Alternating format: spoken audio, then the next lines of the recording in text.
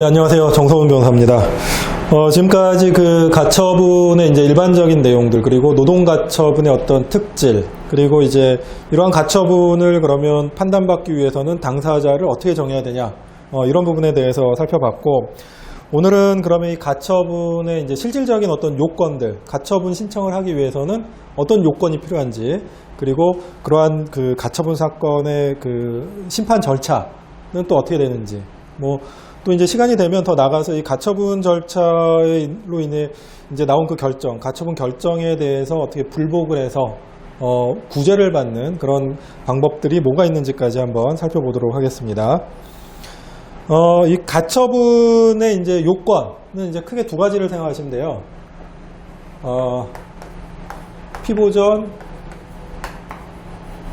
권리, 그 다음에 보전의 필요성.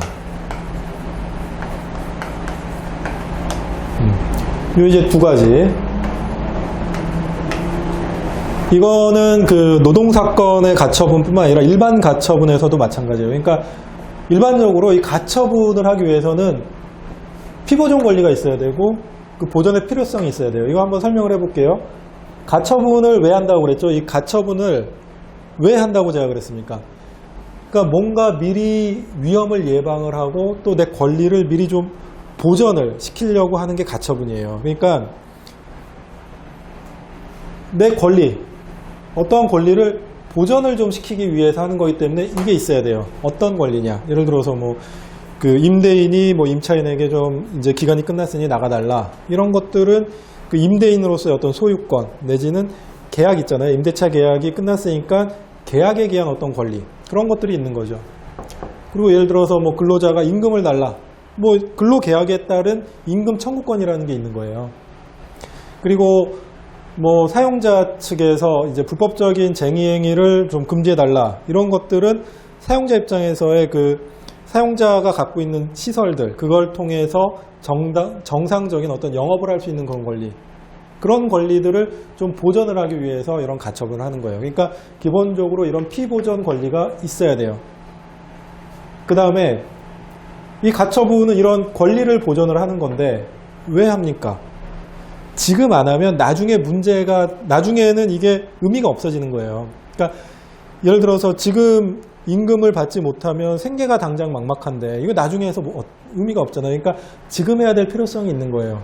그러니까 일반적인 가처분에서도 봤을 때 임대인이 이 지금 상가를 어떻게 좀 다른 방향으로 활용을 하려고 하는데 이게 이제 임차인이 제때 나가지 않음으로 인해서 그거를 못하게 된 어떤 손해들이 있을 수도 있는 거죠. 그러니까 이런 보전을 해야 될 필요성이 있어야지 가처분을 해주는 거예요.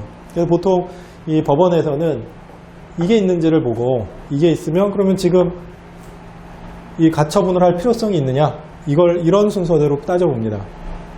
물론 애초부터 이 피보전 권리라는 게 전혀 없어 보이면은 바로 이거를 가지고 판단할 수도 있고 이 보전의 필요성 자체가 애초부터 없어 보인다. 그러면 이것만 가지고 먼저 판단할 수도 있는데 기본적으로 이제 이런 순서로 판단을 하게 되죠. 근데 이제 종종 이 소홀히 생각하는 부분 중에 하나가 이제 피보전 권리에 대해서는 이제 열심히 생각을 하고 그러는데 이게 왜 당장 필요한지에 대해서는 좀 소홀히 하는 부분들이 간간히 있는데 이 부분 역시 매우 중요합니다. 그러니까 일반적인 경우에는 피보전 권리가 인정이 되면 보전의 필요성도 인정된다고 어느 정도 경험칙상, 그러니까 경험칙이라는 게 이렇게 좀 보면 우리가 일상생활을 하면서 경험에 의해서 이런 것들은 좀 필요하겠다라는 그런 사정들이 있는데 그렇지만 이 부분도 놓쳐서는 안 돼요. 그래서 이 두 가지가 이제 가처분을 하기 위한 요건이에요. 즉, 그 말은 이 두 가지를 반드시 이제 설명을 하고 입증을 해야 돼요. 근데 이제 가처분에서는 이 요거에 대한 입증의 정도를 이제 소명이라고 합니다. 이거 들어보셨을 거예요, 이런 말. 그러니까 입증하라, 소명하라 이런 말이 있는데 이제 법적으로는 일반적인 본안 재판에서는 이게 입증을 요하고 그 다음에 이런 가처분 재판 이런 곳에서는 이제 소명을 요해요. 그러니까 이게 그 어떤 입증의 정도가 요게 조금 더 낮아요.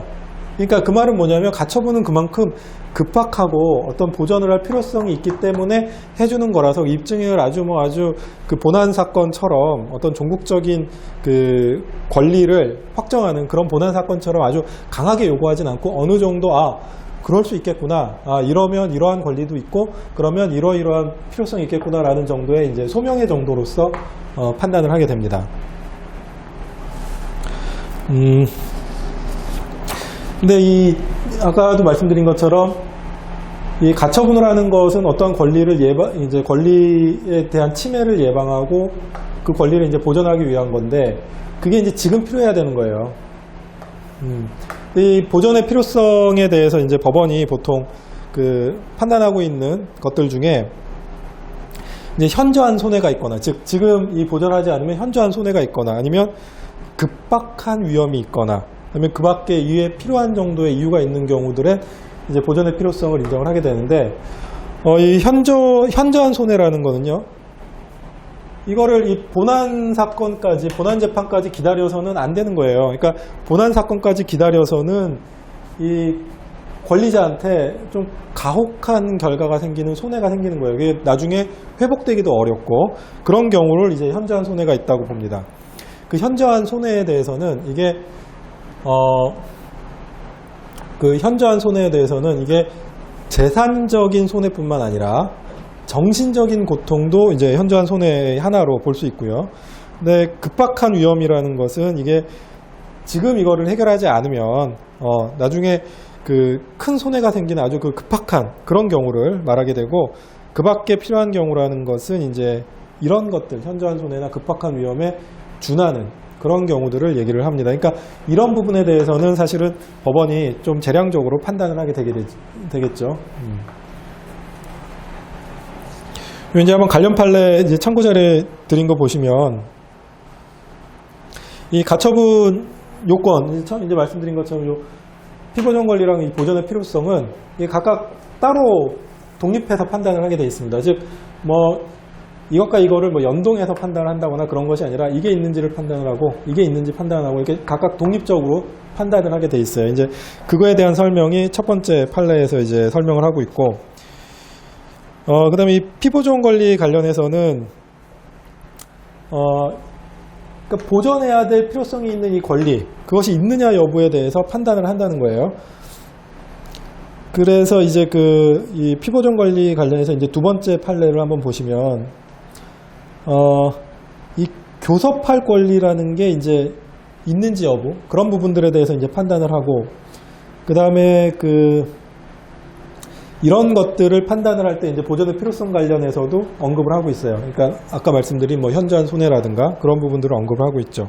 그래서 이어지는 그 보전 필요성 관련된 판례들을 보면 이제 앞에서 말씀드린 그런 판례와 이제 유사한 판례들이 계속 이어져 나오고 있고, 그리고 이제 간접강제 관련된 판례도 있는데 요거는 나중에 간접강제 관련해서 설명드릴 때 좀 더 구체적으로 말씀을 드릴게요. 그러면 이런 가처분 이런 요건을 가지고 이제 가처분 재판이 어떤 식으로 전개가 되는지, 그 가처분 재판의 어떤 절차에 대해서 설명을 해드리겠습니다. 근데 이 절차가 사실은 중요해요. 왜 중요하냐면, 이제 대부분도 그렇지만 우리가 어떠한 일이 어떠한 과정을 거쳐서 이렇게 진행이 될 거라는 것을 미리 예상을 하면 사실 그 결과가 좋고 나쁜 걸 떠나서 두려움이 좀 많이 반감이 됩니다. 그러니까 대부분 이렇게 두려운 경우는 이게 이제 어떻게 진행되는지, 어떤 프로세스 아래서 진행되는지를 잘 모르니까 그런 경우 좀 그래서 사실 두려움이 있는 거거든요. 근데 이런 경우에는 이런 절차를 통해서 이렇게 진행이 되는구나. 그래서 그 결과가 어떻게 나올지는 사실은 그거는 알 수는 없겠지만, 그래도 이런 과정, 이러한 정도의 어떤 시간, 이런 것들을 거쳐서 된다는 그 정도를 알게 되면 사실은 두려움은 좀 반감이 되죠. 마찬가지로 이 가처분 같은 경우도 이제 당사자가 누구니, 또 그 다음에 가처분을 하기 위한 요건들이 뭐냐, 이런 것들은 이제 사전적으로 이 가처분과 관련돼서 알고 있어야 되는 거지만, 그러면 도대체 가처분이라는 건 어떤 절차를 통해서 진행이 되느냐, 이거를 이제는 알아야 되는 거죠. 이걸 모르면 사실은 그럼 도대체 그래 가처분은 뭔지는 알겠는데 어떻게 진행되는지 이게 얼마나 걸리는지 잘 모르니까 여기서 이제 가처분 절차를 보시면요 이제 먼저 신청을 하게 되어 있습니다. 보통 서면으로 이 신청서를 작성을 하게 되고 이제 법원의 모든 이제 그 신청이나 재판은 이제 인지를 붙이게 되어 있으니까 일정한 돈을 내고 수수료를 내고 이제 신청을 하게 되는 거고요. 그다음에 이제 일반적인 재판의 경우에는 이제 내가 소장을 내고 이게 상대방이 뭐 답변을 하거나 뭐 그렇게 되면 사실은 상대방의 동의가 없으면은 소를 취하지 못해요. 근데 이 가처분 같은 경우는 뭐 상대방 동의랑 상관없이 언제든지 이 취하를 할 수가 있습니다. 그러니까 가처분 신청을 했다가 뭐 상황이 변했다거나 아니면은 뭐 원만히 해결이 됐다거나 아니면은 뭐 다른 전략적인 판단 아래서 가처분 신청 자체만 이제 하는 걸로 이제 전략적 판단을 해서 신청만 하고선 어느 정도 기간을 보고 취하를 한다거나 그런 것들이 사실 자유롭다는 거죠. 그래서 사실은 실무상으로도 이 가처분 신청 자체를 신청 자체만으로도 잘 활용할 필요는 있어요. 이게 경우에 따라서. 그러면 이제 가처분은 이제 그러면 어디에 하느냐? 보통 그 채무자 주소지에 이제 피고 주소지에 하는 것처럼 그렇게 하긴 하는데 이 관할 관련해서는 이 가처분 사건은 이 가압류도 마찬가지입니다. 이제 본안 사건을 예정을 하고 있잖아요. 그래서 이 본안 사건 관할하는 곳에 가처분 신청을 해도 돼요. 그래서 가처분 신청서에다가 이 관할 관련해서 왜 내가 여기 했느냐에 대해서 이제 이러이러한 걸로 본안의 관할이 여기 있으니 가처분도 여기 하겠다 뭐 이런 정도를 설명해줘도 좋습니다. 왜냐하면 이 간혹 법원에서도 이 가처분 관할을 헷갈려서 왜 여기 우리한테 했지? 그런 경우들도 있을 수 있으니까 그렇게 하시면 되고요. 그래서 이 본안의 1심 관할에 이제 그 가처분 관할이 가능한데 이게 이제 주의할 것이 이게 이제 2심으로 넘어가게 되면 본안이 그때 가서 가처분할 수도 있어요. 이 경우에는 이제 어떻게 되냐면 2심으로 넘어갔잖아요. 이때는 1심에 요 법원에다가 가처분을 해야 되는 거예요. 관할이 이렇게 바뀌는 거죠. 그런데 하나 더 그래서 이제 3심으로 넘어갈 수도 있습니다. 이때 가처분할 수도 있어요. 그러면 이렇게 해야 되느냐? 이건 아니에요. 이건 이렇게 다시. 왜냐하면 아시다시피 여기까지가 사실심이죠. 근데 우리 3심 대법원은 법률심이고 이 가처분에 대한 어떤 첫 번째 판단을 이 법률심에서 하는 거는 좀 부적절하다. 그렇기 때문에 이 사실심의 판단을 받아야 된다 해서 이 경우엔 다시 1심으로 갑니다. 관할은 이렇게 되고요. 그래서 이제 가처분 신청이 되면 가처분에 대한 이제 심리를 하게 되겠죠. 대부분 그 가압류 사건의 경우에는 따로 이 당사자들을 불러서 그러니까 법정에 불러서 뭐 이렇게 물어보거나 그런 절차를 거치지 않아요. 대부분 그냥 이 가압류 같은 경우는 이제 이 신청서를 내면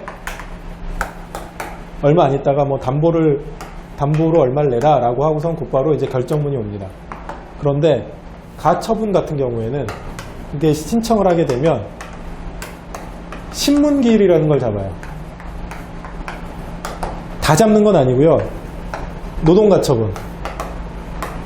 즉 임시 지위를 정하는 이 가처분의 경우에는 실무상 거의 다 신문기일을 잡습니다. 이거 마치 변론기일하고 비슷한 건데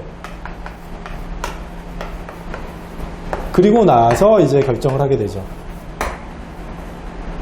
왜냐하면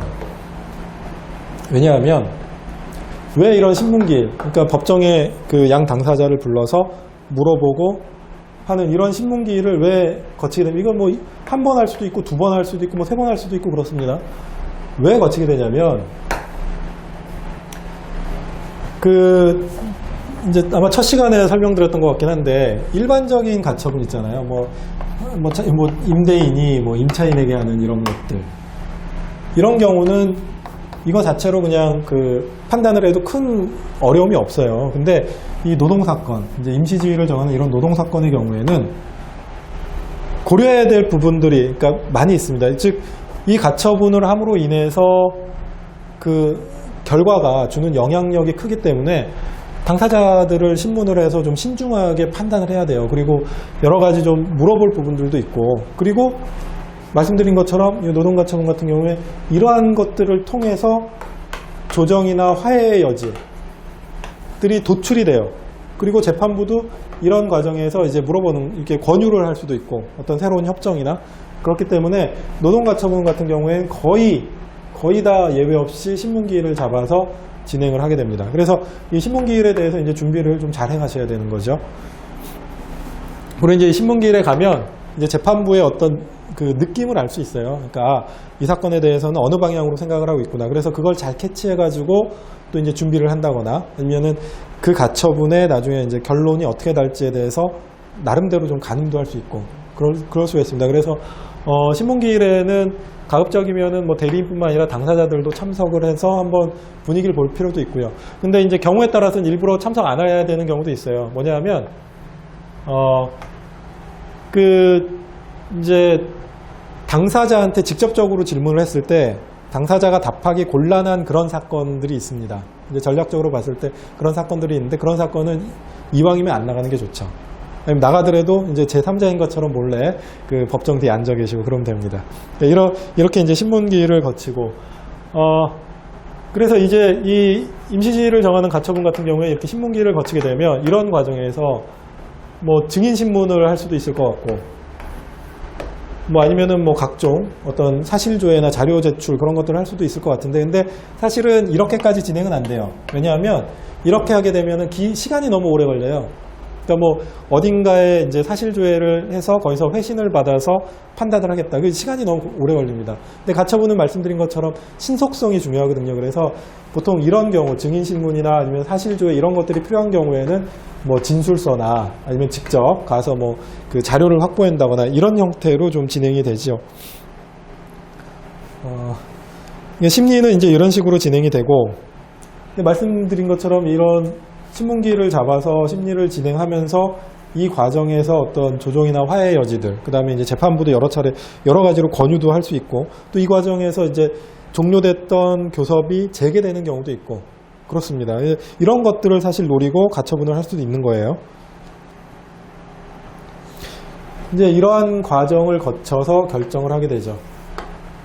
그리고 이제 이런 기일들이 예를 들어서 가처분 신청을 하게 되면 이런 기일들이 바로바로 잡혀요. 재판처럼 좀 오래 걸리지도 않고 아주 바로바로 이제 신문기일도 잡히고 합니다. 그러면 준비할 시간이 없을 수도 있어요. 짧을 수도 있는데, 그런 경우에 뭐 굳이 기일을 뭐 연기를 하거나 그럴 필요 없이 뭐 이날 가서 재판부에 이제 그 요구하는 사항들 들어보고, 또 간단히 구두 변론을 통해서, 구두 진술을 통해서 그 다음 준비할 것들을 해 나가면 되니까 당황하실 필요는 없어요. 실무자들 입장에서. 그러면 이제 이렇게 해서 가처분 결정이 나면 그 결정이 이제 우리한테 유리할 수도 있고 아니면 또 불리할 수도 있고 그렇습니다. 그리고 그것이 유불리를 떠나서 그 가처분 결정이 좀 문제가 있다, 잘못됐다 라고 이제 판단되는 그런 경우도 있고, 그러니까 결국 이런 경우에는 이 가처분 결정에 대해서 불복을 할 수밖에 없죠. 그리고 그 가처분 결정으로부터 이제 불복을 하고 구제를 받아야 되는데, 이 절차는 이제 크게 보면은 세 가지인데, 이제 항고라는 거를 하는 거죠. 그 다음에 이의를 하는 거고, 하나는 취소 재판을 하는 거예요. 가처분은 결정으로, 이제 대부분 결정으로 판단을 하게 되는데, 이제 이 결정에 대해서는 이제 항고를 통해서 이제 다툴 수가 있습니다.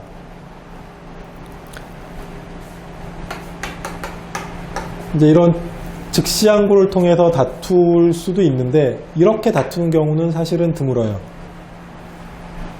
이렇게 다투는 경우는 드물고, 왜냐면 이제 이런 경우는 그 기일을 준수해야 될 필요가 있거든요. 그러니까 며칠 안에 해야 되는 그런 문제가 있는데, 그게 아니라 이제 이의 신청이나 아니면 취소 소송 같은 경우는 이런 기일 준수에 그 제한이 없기 때문에 대부분 가처분에 대한 불복은 이의 신청 아니면 취소 재판을 통해서 하게 돼요.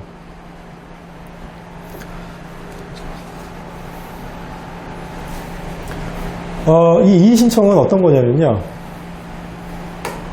가처분 결정이 있었죠. 이거에 대해서 이의 신청을 하면 마치 이게 1심 재판이 시작되는 것 같이 시작이 되는 거예요. 그러니까 가처분을 해서 이제 결정이 나왔는데 그 결정에 대해서 그 채무자 입장에서는 부당하다라고 이제 이의 신청을 하는 거죠. 그러면 재판이 열려서 채권자 채무자가 나가서 마치 1심 재판이 진행되는 것처럼 이제 다투면서 판단을 받게 되는 거고, 이 취소 재판은 일정한 사유가 있을 경우에 그 가처분에 대한 취소를 구하는 거. 이건 역시 취소 재판이기 때문에 1심 무슨 재판처럼, 취소 재판이기 때문에 1심 재판처럼 진행이 되는 겁니다. 결론은 둘 다 같아요. 이것도 되고 이것도 되고. 근데 이제 취소 재판 같은 경우는 이제 일정한 사유를 가지고 하게 되고, 이의 재판 같은 경우는 이게 훨씬 더 넓어요. 그래서 대부분이 이제 이의 신청을 통해서 이걸 다투죠. 대부분이 그래서 이의 신청을 통해서 다툽니다. 취소 사유를 가지고 이의 신청을 해도 돼요.